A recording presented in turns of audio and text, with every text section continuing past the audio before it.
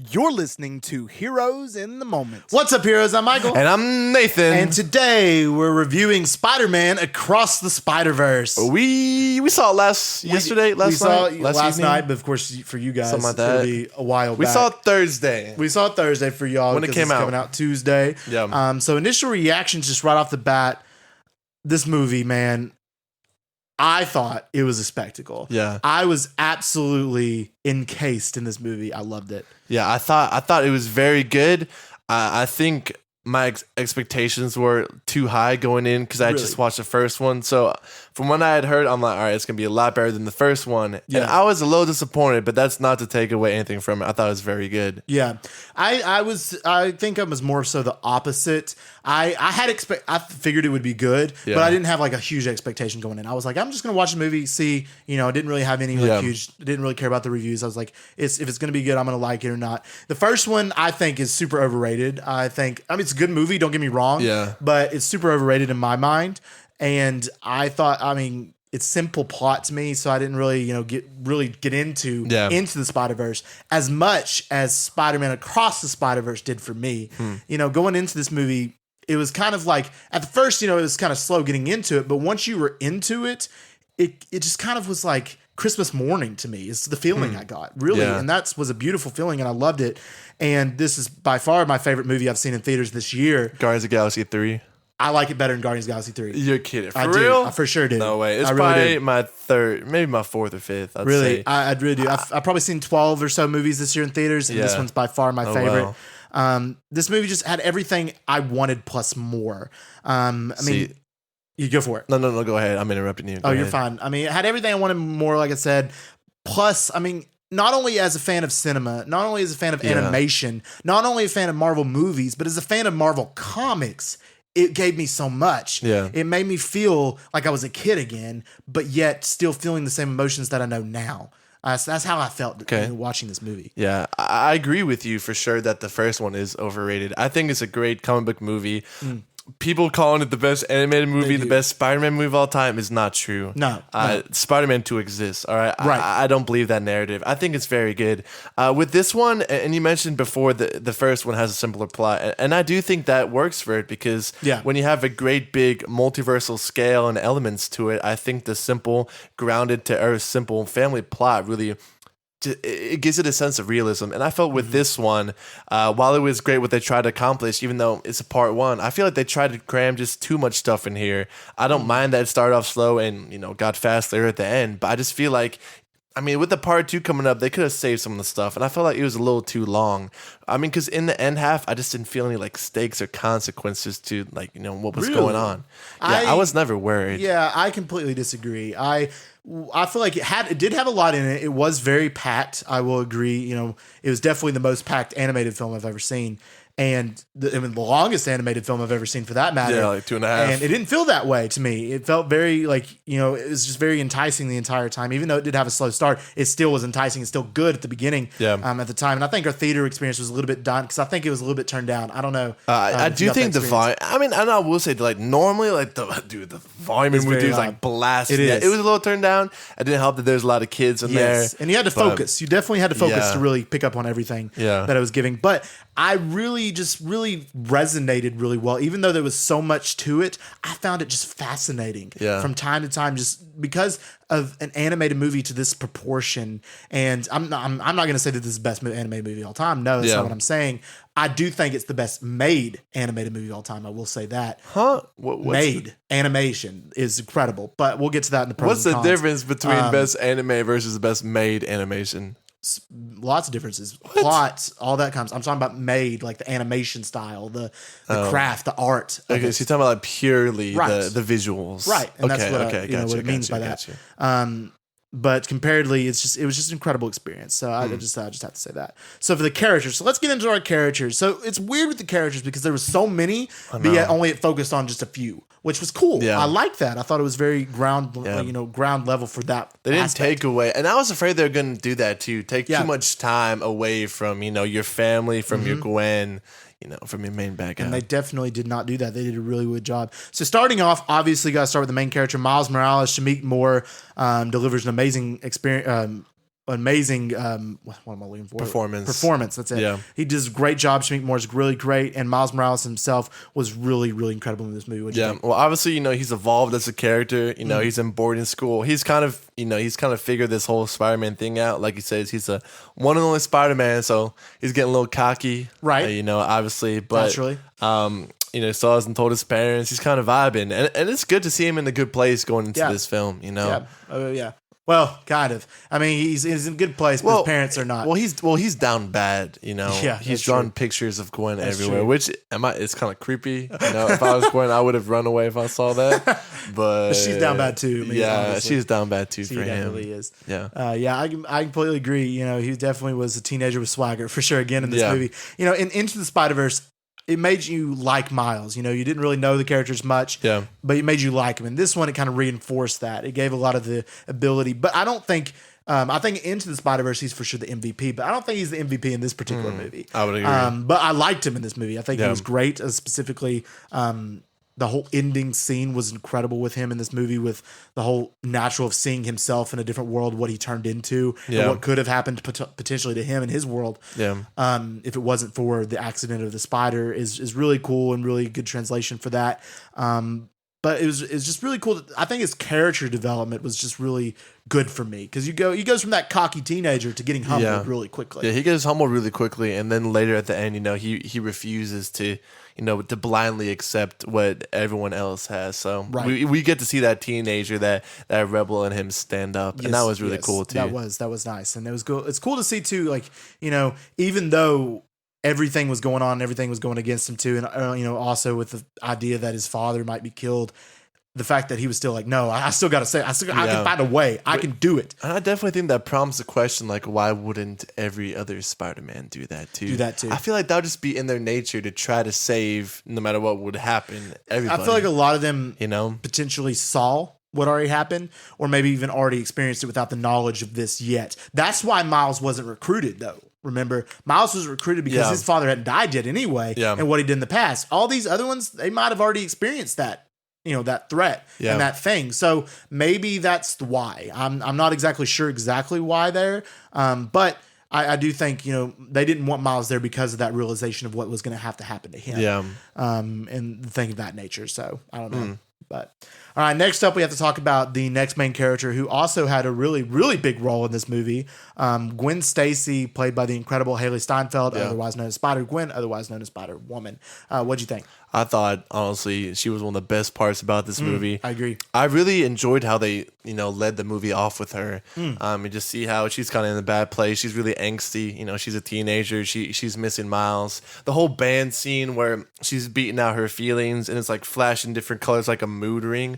I thought was really, really cool. Oh, yeah. But I feel like for this whole movie, I feel like her character was the only like character arc that was completely just completed. Right. As compared to wait until the second movie to finish it off. I feel like they had a complete arc for a character this movie. I think that's why that was their focus. And I appreciated that because she had an incredible arc. I mean, you got her complete backstory with what happened with her, Peter Parker, and her being friends with him turning into the lizard. He turned into the lizard. Because she was the one who was bit by the spider, not him. And the fact that she lost him and the whole effect with her dad is incredible storytelling.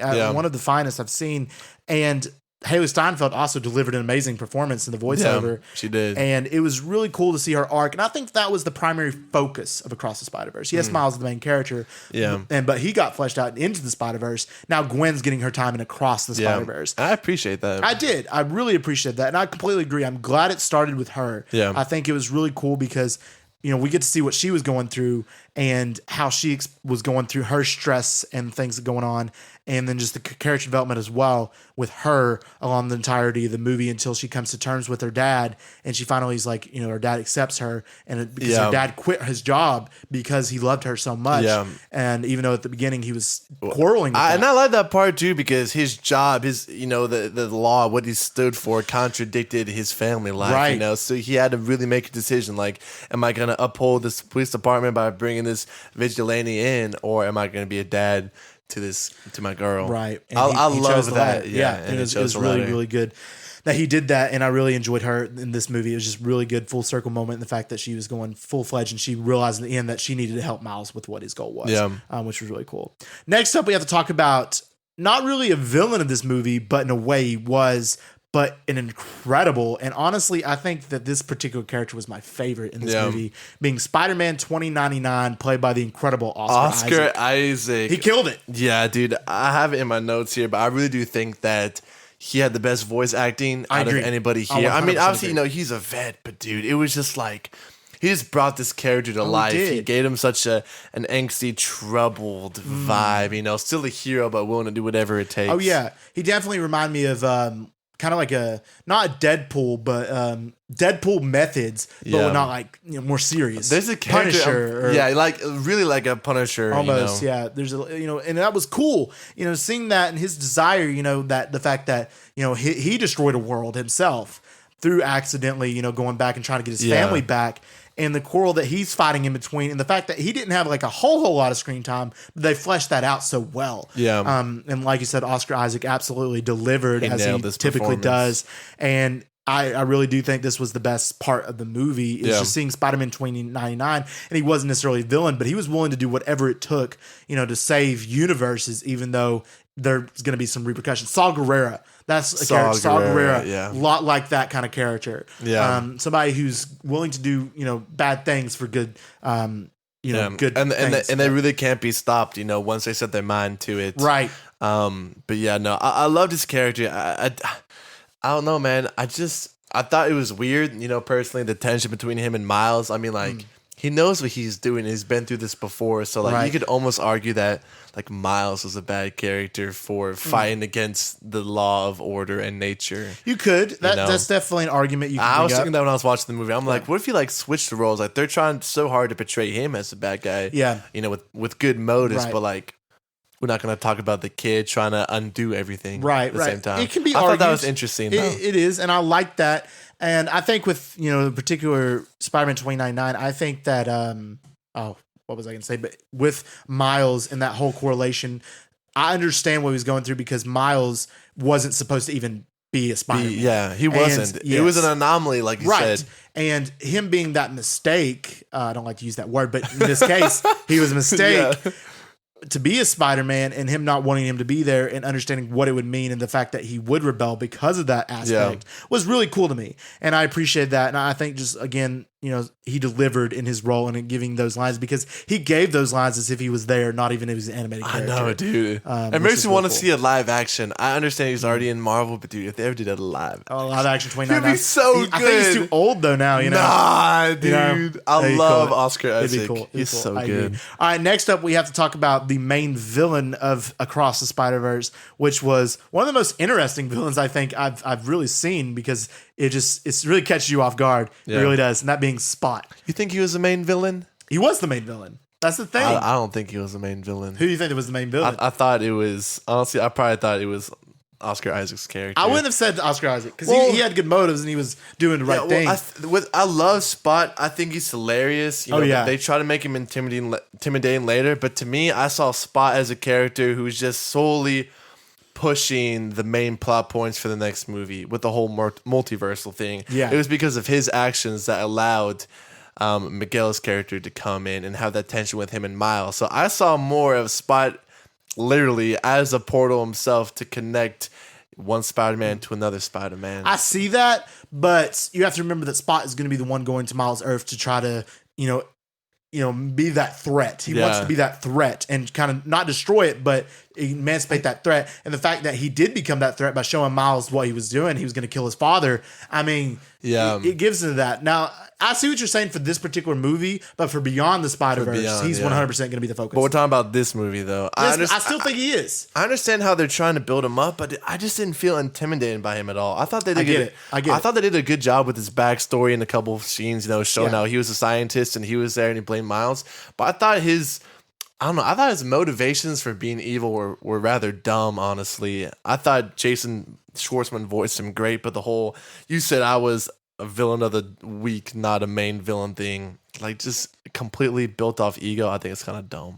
I think to the Lego Batman movie with the Joker, that was the whole plot there. Yeah. And that was a great movie. I mean, obviously it's a comedy and obviously it's satire, but that was really cool plot there to see Joker's experience with that, wanting to be the main villain. And with Spot, yes, that is one of his intentions, but you have to remember before he even came to terms with Spider-Man and trying to be Spider-Man's arch nemesis of Miles Morales, he was just trying to be a petty criminal and stealing stuff, doing things because Spider-Man took everything from him. So he's more so trying to be his nemesis the first time and get back at him for taking everything from him, his family, his everything. I mean, his job, everything that he was doing that. And then the fact that Miles rubbed it in, the fact he's the villain of the week. And then now he's like, I want to be the nemesis. So he's expanding on that. I think that's what I saw more. Yeah, yes, I understand what you're saying with that, but I feel like it was more so he wanted to be Miles' nemesis before even the fact of mentioning I'm the villain. Yeah, the villain of the week. Yeah. He just wanted revenge. Right. He wanted that revenge. And to me, Spot is one of the most unique villains I've ever seen because he wasn't like your Joker or your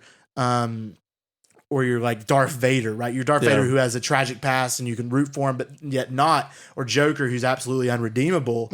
He was a character that was just unique. He was funny. He was comedic. He was kind of like a Deadpool, but villain. Which was really cool to me. You know, he was funny, but trying to figure himself out. And when he finally did figure himself out and get the power, he became intimidating. And I really liked that. And at first I was like, okay, this villain's kind of dumb, but he's funny and I like him as a character, but he's kind of a dumb villain. Later, as it progressed, I was like, okay, I resonate with this character and I like it. For me.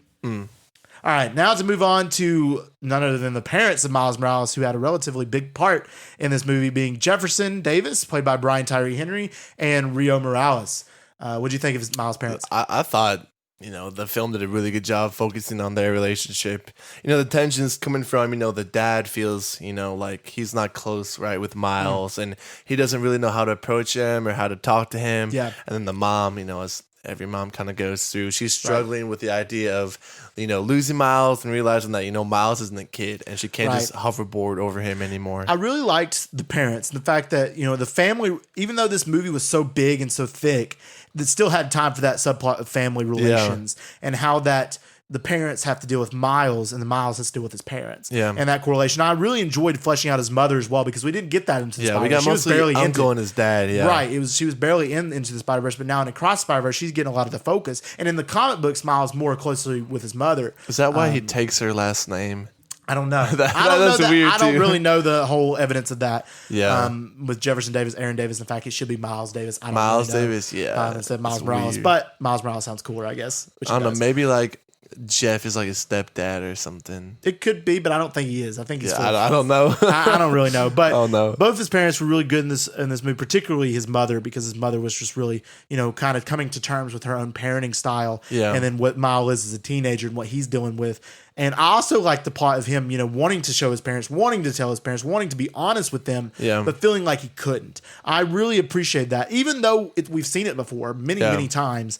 I think they did a really good job with it. Yeah, and I did love the twist, you know, when he finally decides to. That was sick. But Gwen's story definitely played a huge part in that too, because we got to see her with her dad and how poorly that went. So that was cool. I really liked the fleshing out of the mom. It was a great part of the movie. I agree. All right, to move on to a new character being Spider-Woman Jessica Drew.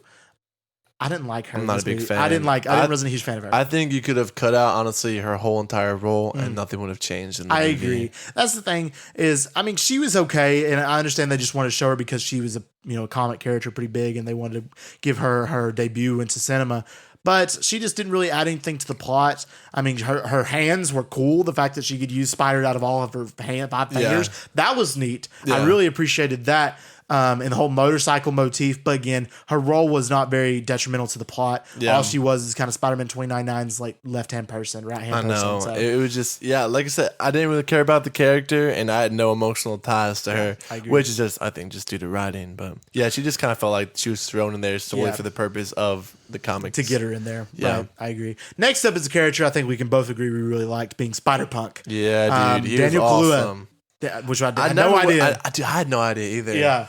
Yeah, he was a welcome sight. First of all, man, the animation, I told you earlier, but they said developers took about 2 or 3 years to fully get his look right. That's insane. I mean, he was crazy, and I really loved his role too. You know, because he's a rebel too, like Miles, right, with the whole punk thing, but he's still going along with the HQ. So seeing kind of the Miles versus HQ tension rise up, he's just like, I'm not with this anymore. Yeah, and then at the end, he's supporting Miles and supporting Gwen. And he's like, you know what? Screw the man.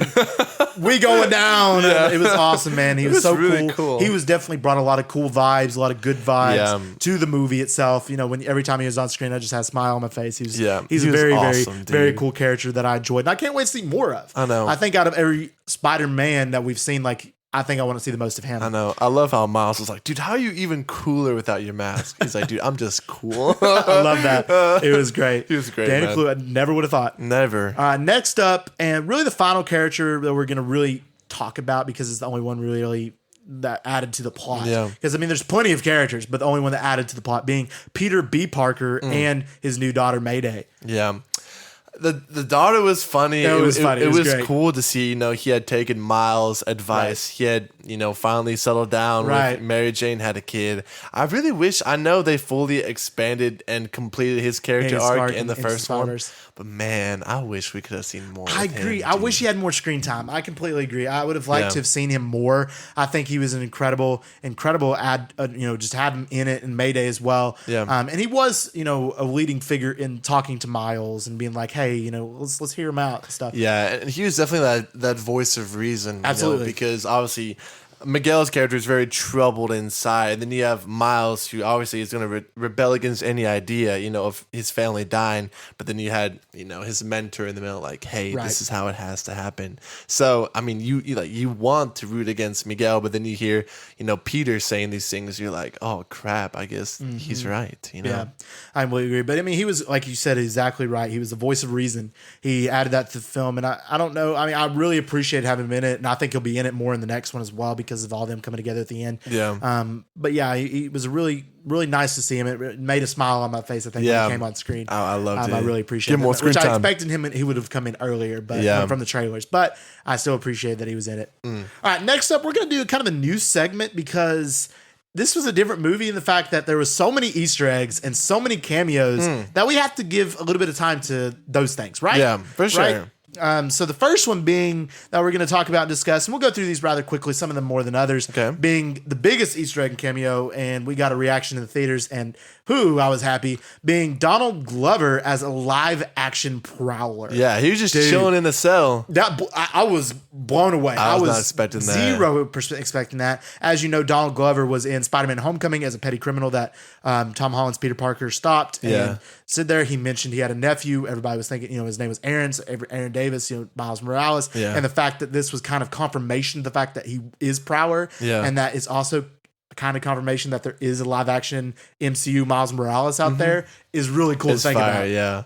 And I don't know for sure. I mean, if this version of Donald Glover was the MCU's version, but I think it was. I would imagine it would be. Yeah, I don't see any reason why they wouldn't make it. And I would love to see him translate back to the MCU, break out of there, and come see that. Miss all the chaos, he somehow found a way out. And one thing I have to admit, it was really cool to see him here, and really amazing to see him as a live action Prowler, and Donald Glover's an incredible actor, and I liked seeing that. But one particular thing is how well they did the live action in this animated movie. In the animated, it looks like not so nonchalant of a change. Yeah, like he just shows him and he's like there, but it didn't feel out of place. In an animated cell. And how hard must that have been to do? I don't know, dude. I bet that scene in particular must have cost millions. Honestly, because it was so nonchalant how they did it, and it didn't look like anything was wrong. It looked natural. Yeah, and that's pretty impressive. Yeah, I must say. So I really appreciate it. It was crazy seeing a person.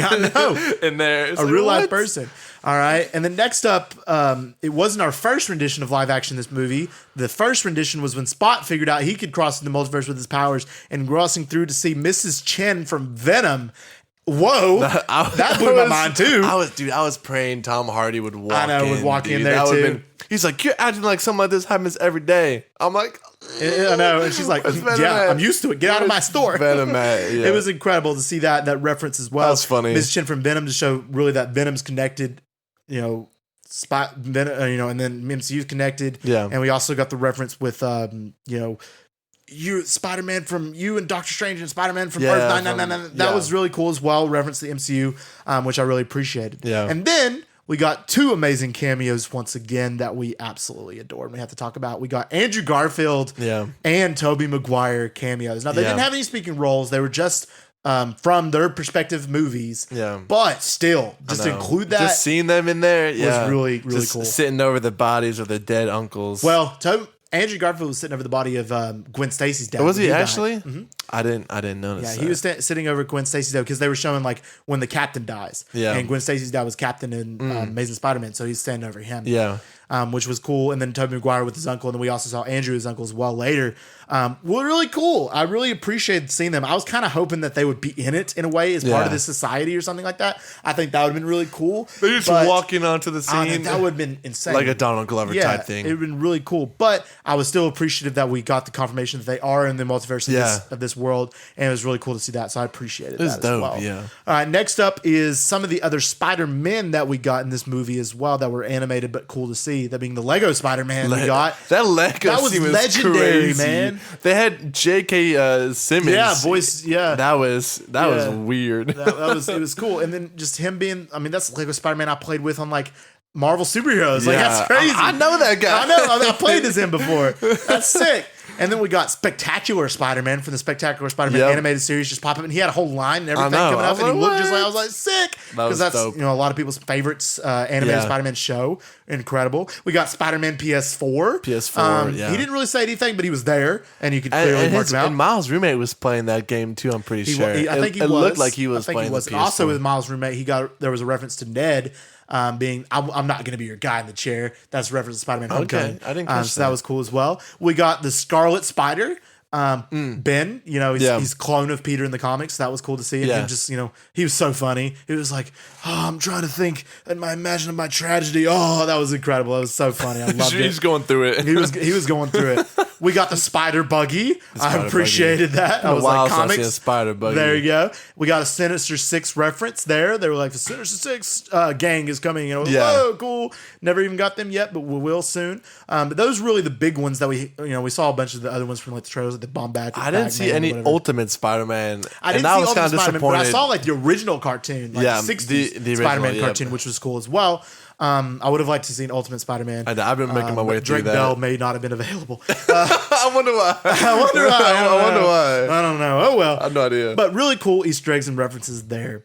All right. Now it's time for our pros and cons. Nathan, you want to hit us with the first pro? Yeah. I got my first pro. Listen, in my opinion, I think it's gonna be the same. Yeah, this is the biggest pro, man, and this is kind of what this movie is stapled on. But it's an animation, right? It's the visuals. It's a different style of animations. This movie probably took at least 5 years to develop. I can't imagine how many tens of millions of dollars. Just all the different styles of animation. Like you said, we saw Lego, we saw comic book style. It's a whole Spider-Punk animation. The regular world.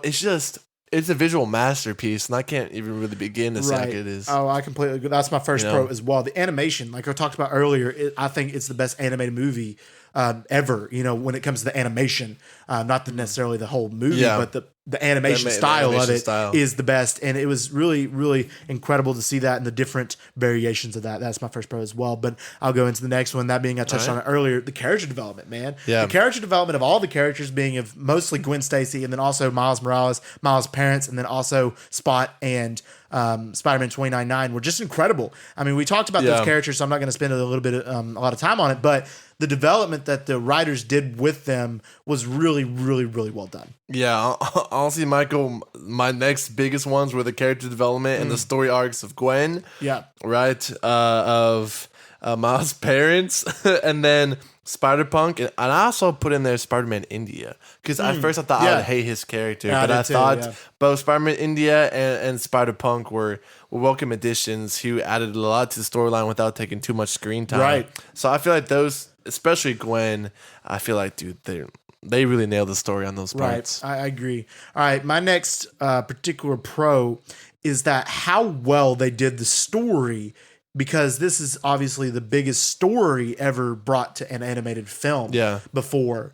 And the fact that they balanced everything so well, like you said, giving the characters the due screen time, but not taking away from other characters. Yeah. And then having this such a big line story, even though they did part 1 and part 2, they still did a really good job with part one with the large story of this movie. I mean, this is an animated film. You wouldn't see that in a typical animated movie, but in this one, you got it, and you got even more than that. So that is a huge pro for me. All right. I have, as a pro, I already touched on it in characters, but Oscar Isaac's voice acting. Yes. The dude went crazy. He did. He acted like there's no tomorrow, and he really just gave so much life and just, I don't know, so much character to his role. Right, I agree. My next pro is the darker themes of this movie. This movie was definitely darker than Into the Spider-Verse, which I appreciate. Is it PG-13? It's not. It's PG. It's PG as well. It is PG, but it had some dark themes. I mean, I think there were some bad words in it, which it caught me off guard. Yeah. But really cool to see, a lot of the darker stuff, the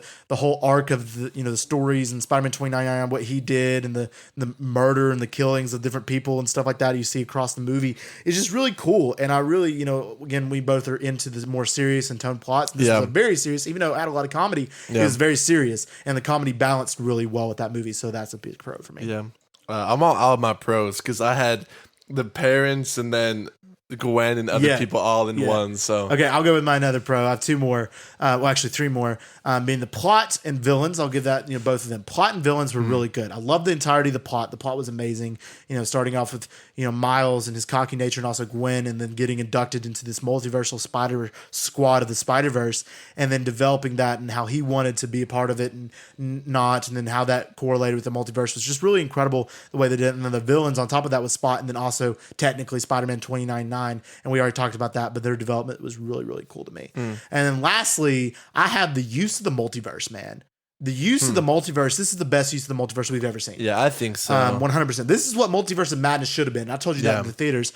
And I know you got a lot burnout kind of on the multiverse. I'm definitely burnt out. I'm not at all. I love the multiverse. I love the concept of it completely. I know a lot of them haven't done it right. The only three movies that have really done it right have been Into the Spider-Verse, Spider-Man No Way Home, and Spider-Man Across the Spider-Verse, which is interesting enough because they're all Spider-Man movies. But Doctor Strange Multiverse Madness, this is what should have been that. But I appreciate it, and the Loki references in this movie as well with the whole timelines branching was really cool to see that as well. But I just love the use of the multiverse in this movie, and it made me want more because, it's obviously the multiverse saga. Even though this is MCU, it can basically might as well be. So I'm really, really anticipating more in the future of that. And that's my final pro. All right, I'm gonna start the cons then. My first con is I felt like this movie really had no consequences. Now, part of this is knowing that obviously there's a part two, but there's never a point in the movie where I truly worried that a character was gonna die or really suffer. And plus on top of that, I didn't feel as emotionally tied to these characters. I will say I felt more tied to the parents, but besides the parents, I just didn't care as much as I did in the first one. And part of that was it was a lot bigger in the scale in this plot as compared to the more family themed simple plot of the first one. Okay. So I felt like there's no consequences. Okay, I see where you're coming from. I disagree. Again, I disagree because of the fact that Miles' dad, we don't know his fate, and I do think he will die in Beyond the Spider-Verse. I think that was a big stake there, as well as the whole relationship with Gwen and her dad and not knowing what would come from that. I feel like that was a huge consequence there because you were like, is he going to arrest her? What's going to happen when he goes back home? Is he going to accept her for who she is or not? As well as the fact that Miles could have, been hurt from Spider-Man 2099, taken down, that whole threat there. And also now at the very end, we got him. He's trapped right now with the Prowler, who's himself. Well, that is a big threat. It just makes sense. It's a Spider-Man moment. Knowing his dad is not going to die is not a worrisome moment for me because it's supposed to happen. Yeah. So, like I said, I just never feel like there's consequences. Okay. I see what you mean, but I still disagree. All right, my first con is, this is not really necessarily a con, but more so just kind of I don't even want to say quarrel. It's just kind of I wanted more. Yeah. And that being the abrupt ending. Now, don't get me wrong. I love the idea of the part two. I'm excited to see what happens. But this movie didn't have a third act. It had act one, act two. That's all Across the Spider-Verse was. And then Beyond the Spider-Verse is going to be the complete third act, which is cool. But I think I would have liked a little bit more closure with this movie than it did. Yeah, it did a lot of stuff. And I really liked the idea of going into a part two. I think that's a really cool concept, just cutting it and being like, okay, we're going to get a part two and we're going to see what happens. But I just think it was so abrupt to the fact that I was like, I needed a little bit more satisfaction. But I loved the movie and I was satisfied with the overall arch of it. I just think it just was so abrupt to me when it ended. Yeah. My second con is that you're not gonna like this one. I feel like there's a lack of a great villain in this movie, and hear me out when I say I think Spot was hilarious, and I do feel like they try to make him intimidating as he goes from world to world, amassing powers. But the whole multiverse collapse thing is kind of old by this point. So Spot, I thought he was funny. Then Miguel, at worst, is really just a disturbed hero. A punished type of character. Both these characters were written really well, and they did a great job. But I never felt like there's a true great villain, because Miguel is doing what's best for the universe, and Spot is just fooling around and then trying to get revenge. But he didn't feel intimidating to me. So I feel like, I don't know. I feel like they could have made Spider-Man 99 a little more evil. Okay. I see that. I still disagree, but I understand. But I talked about that earlier. My next one is one we talked about, and that being kind of the slow start at the beginning. Yes, the movie, it was good, but it was just so slow. I wasn't enticed. Like the first act of the movie, if you would have told me, I would have said the first, Into the Spider-Verse is better just off the first act of Across the Spider-Verse. But now after seeing it, I do think Across the Spider-Verse is a better movie overall. But I still think that, it took a little bit to really get hooked in. But once I was hooked, man, I was hooked, and I was involved, and I was invested. So that's the con. Yeah, my third con is, like you said earlier, I think the pacing of this movie struggles a little bit. Like you said, there's not really a third act. You have a slow first act and then an action-packed second half at the headquarters.